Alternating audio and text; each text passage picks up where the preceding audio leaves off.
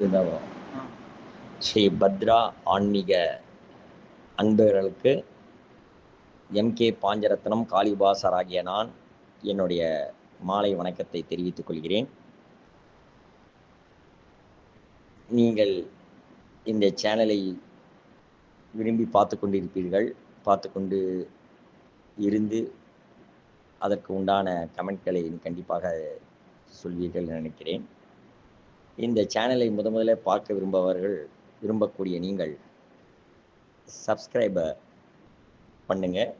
அங்கே பெல் கொடுத்துருப்பாங்க, அந்த பெல்லை ப்ரெஸ் பண்ணி நீங்கள் தொடர்ச்சியாக பார்க்கலாம். இன்று ஒரு முக்கியமான தலைப்பை பற்றி உங்களுக்கு சொல்ல இருக்கிறேன். ஆன்மீகத்தில் ஆன்மா ஆன்மா என்றால் உயிர். இந்த உயிர் எவ்வாறு இன்பமும் துன்பமும் பெறுகின்றன? பொதுவாக ஆன்மாவுக்கு உருவம் கிடையாது. அது எந்த உருவத்தை தேர்ந்தெடுத்து ஜீவிக்கிறதோ அதுவே அதன் உருவமாக கருதப்பட்டு அதில் அது ஜீவனம் செய்கிறது. அதன் மூலமாக தான் இன்பத்தையும் சில துன்பங்களையும் அது பெற வேண்டியதாக இருக்கிறது. ஆக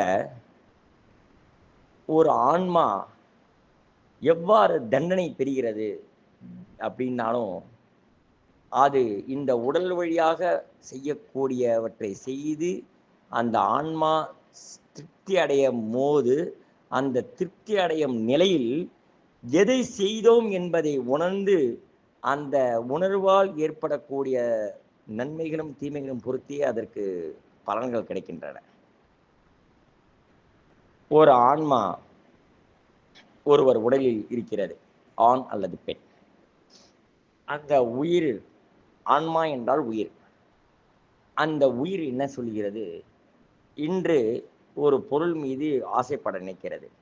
அப்போ அது ஆசைப்பட்டது நிறைவேறுமானால் அதற்கு தேவை உடல். அந்த உடல் வழியாக அந்த அடைய வேண்டியவற்றை அடைய அது முயற்சித்து வெற்றி பெறுகிறது. அப்போ அது எதை பயன்படுத்துகிறது? இந்த உடலை பயன்படுத்தி அது திருப்தி அடைகிறது. அந்த திருப்தி அடையக்கூடிய விதம் நன்மையாக இருந்தால் அந்த ஆத்மா, அந்த ஆன்மா, அந்த உயிருக்கு நற்பலன்களை கொடுக்கும். அல்லது அது வேறு வழியாக இருந்தால், தீமை பயக்கக்கூடியதாக இருந்தால் அந்த தீமைகளும் அதை வந்து சேரும். எப்படி? ஒரு ஆன்மா ஒரு உடலிலிருந்து ஒரு பொருளை களவாடுகிறது வைத்துக்கொள்வோம். உடனடியாக களவாடப்பட்டவுடன் அவன் உயிரை பிடிக்க முடியாது. அந்த உயிர் இடம்பெற்றுள்ள உடலை தான் பிரிக்க முடியும், அந்த நம்ம பிடித்து வைக்க முடியும். அப்போ அந்த உடலை அடிக்கும் போதோ துன்புறுத்தும் போதோ அந்த உடலில் இருக்கக்கூடிய முழுவதுமாக பரவி இருக்கக்கூடிய ஆன்மாவுக்கு அதோடைய வலி தெரியும். அந்த நீங்கள் நினைக்கலாம் உடல் வலிக்கிறதுனால தான் இந்த சவுண்டு வருது, ஐயோ முடியல இப்படின்னு சொல்கிறதெல்லாம் எது அப்படின்னா, இந்த ஆன்மா அதோடைய நிலையை உணர்ந்து அதுக்கு உண்டான தண்டனையை பெறும் பொழுது எது வழியாக வெளிப்படுத்துகிறது? இந்த உடல் வழியாகவே அது வெளிப்படுத்துகிறது. அப்பொழுது ஒரு ஆன்மா துன்பம் பெறுகிறது என்றால் அது தேர்ந்தெடுத்த உடலை வைத்து பயன்படுத்தும் விதத்தை பொறுத்தே அது நன்மையும் தீமையும் பெறுகிறது. புரிகிறதா? ஒருவன் இறந்து விடுகிறார்கள், அவள் இறந்தவுடன் சாம்பலாகி விடுகிறார்கள், புதைக்கப்படுகிறார்கள், எல்லாம் செய்யப்படுகிறார்கள். மீண்டும் அவர்களுக்கு இந்து மத தர்மப்படி மீண்டும் அவர்களுக்கு உருவம், பிரேத சாம்பல் அவர்களுக்கு உருவம் செய்யப்படுகிறது. அந்த உருவம் செய்து முடித்தவுடன் அவர்கள் நாள் முடிந்தவுடன் எந்த பிரேத உடல் செய்யப்படுகிறதோ சாம்பல் உடல், அதுடன் அவர்கள் செல்கிறார்கள். அப்பொழுது அந்த உயிரை அவன் பிடித்துக்கொள்ள, உயிருக்கு உண்டான உடல் பெற்ற உடலை தேர்ந்தெடுத்த மாய உடல், அதான் ஆவி, அதை அதனுள் கிடத்தி அந்த ஆன்மாவை அவன் கொண்டு செல்கிறான். அப்ப தண்டனை வழங்கும் போது அந்த உயிருக்கு எவ்வாறு வழங்குகிறான்? இந்த உடலை வைத்தே அந்த தண்டனையை அந்த உயிருக்கு வழங்குகிறான். அப்பொழுது அந்த உயிர் வருந்துகிறது, நாம் இந்த உடலை தவறாக பயன்படுத்தி விட்டோமே. ஏன் என்றால் உடல் அழிந்தாலும் அந்த பலன்கள் யாரை சேர்கிறது? அந்த உயிரையே போய் சேர்கிறது. இதுதான் ஒரு கான்செப்ட். அப்போ இந்த உடல் அழிந்தாலும் அந்த உடலான மாய உடலானது அதை பெற்று மீண்டும் அந்த மாய உடல் வழியாக தான் அது தண்டனை அனுபவிக்கிறது. அப்பா வலி உயிர் போதுப்பா அப்படின்வாங்க. அப்ப அந்த உயிரே போகிற அளவுக்கு அந்த வலி அப்படின்னும் போது அந்த உயிர் அந்த வலியை உணர்கிறது. இதுதான் கர்ம விதி. ஆக நாம் எந்த செயல்களை இந்த உடலை வைத்து நாம் பயன்படுத்தி செய்கிறோமோ அந்த பயன்கள் எல்லாம் இந்த உடலை விட அந்த உடலைக்குள் இருக்கும் ஆன்மாதான் அதை செய்கிறது. உடல் விட்டு உயிர் பிறந்தவுடன் அந்த உடல் மரக்கட்டைக்கு சமமாகிறது. நீங்க என்ன அடி அடிச்சாலும் எது பண்ணாலும் அந்த உடல் இருந்து கத்த போதில்லை. அப்பவே நீங்க உணரலாம் இது அத்தனையும் செய்யக்கூடியது எது? உயிர்.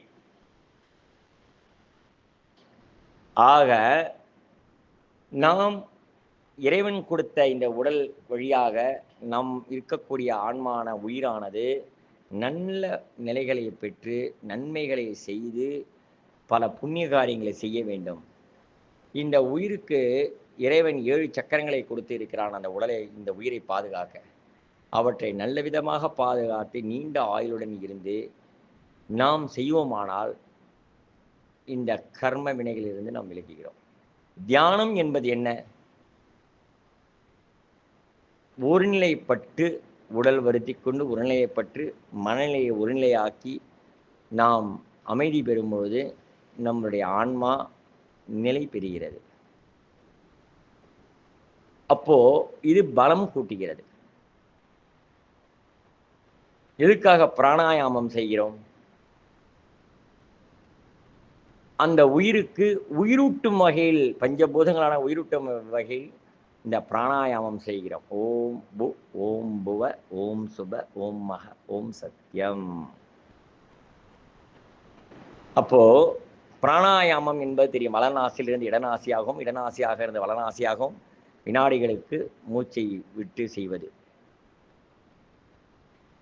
அப்போ இதனால் என்ன? அந்த புத்துணர்ச்சி அந்த ஆத்மா பிரிகிறது.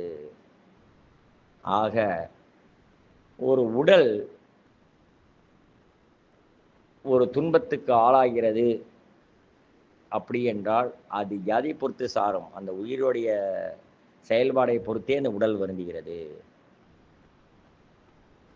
ஆக நாம் நமக்கு இறைவன் கொடுத்த இந்த உடல் அந்த உயிர் இதை உள் புகுந்து இருக்கும் பொழுது இந்த உயிராக இருக்கக்கூடிய நமக்கு 6 அறிவுகளை கொடுக்க இயங்கக்கூடிய சக்தியை பெற்ற இந்த உடல் அதுக்கு சொல்கிறது உயிருக்கு, இதை செய் அதை செய். இது செய்யும்போது நல்லதை செய்தால் நமக்கு எல்லாமே நன்மைகள் நடந்து எந்த துன்பங்களும் வராது.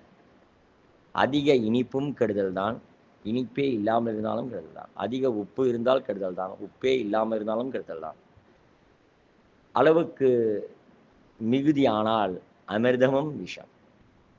அதுபோல் நாம் எல்லாவற்றையும் சரியாக செய்து உடலுக்கு வலிமை சேர்த்து அந்த வலிமையான உடலில் இருக்கும் இந்த உயிர் நன்மைகளை செய்து இறைவனிடத்தை சேர்ந்து அமைதி பெற வேண்டும். அதற்காக இந்த உடலை நாம் நல்ல விதமாக நாம் உயிரானது இயக்கி நல்லதை செய்ய வேண்டும்.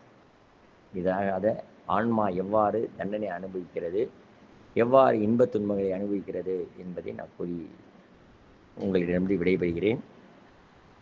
மோகன்குமார் பாஞ்சரத்னம். என்னுடைய டிஸ்கிரிப்ஷனில் எல்லாத்தையும் சொல்லியிருக்கேன். என்னுடைய தொலைபேசி எண் கொடுத்துருக்கேன். அதை கண்டிப்பாக பயன்படுத்தி உங்களுக்கு எந்த சந்தேகம் இருந்தாலும் கேட்டுக்கொள்ளலாம். மேலும் அமானுஷ விஷயங்கள் சமாச்சாரங்கள் எதுவாக இருந்தாலும் கண்டிப்பாக காளி அம்பாள் பூஜை முறையில் நிச்சயமாக அவற்றை நிவர்த்தி தரப்படும். கடன் நிவர்த்தி, சாப நிவர்த்தி, தோஷ நிவர்த்தி, செய்வின கோளாறுகள் நீக்கம், பித்ரு சாபம் நீக்கம், புத்திர சந்தான பிராப்தி, நவக்கிரக தோஷங்கள், நவக்கிரக பீடைகள், பட்சி சாபங்கள், பிரேத சாபங்கள், இப்படி பல துஷ்டதெல்லாம் விலக்கி தெய்வீக முறையில் உங்களுக்கு எல்லாம் செய்விக்கப்படும். ஹோமங்கள், பூஜைகள், பூஜா விதானங்களும் உங்களுக்கு நல்ல முறையில் செய்து தரப்படும். திருமண தடைகள், தொழிலில் ஏற்படக்கூடிய தடைகள் நீங்கி வருமானம் பெருக, நோய் நொடி இல்லாமல் இருக்கக்கூடிய நிலைகளை பெறுதல், எந்தெந்த எளிய பரிகாரங்கள் செய்தால் எவற்றை நாம் பெறலாம் என்பதை மந்திரம், யந்திரம், தாந்திரிக முறையில் உங்களுக்கு செய்து வைக்கப்படும் என்பதை இதன் மூலம் தெரிவித்துக் கொள்கிறேன். உங்கள் அனைவருக்கும் விடை கூறி பெறுவது எம்.கே. பாஞ்சரத்னம், காளி உபாசகர். நன்றி. மீண்டும் அடுத்த பதிவில் முக்கியமான தகவல்களுடன் சந்திப்போம்.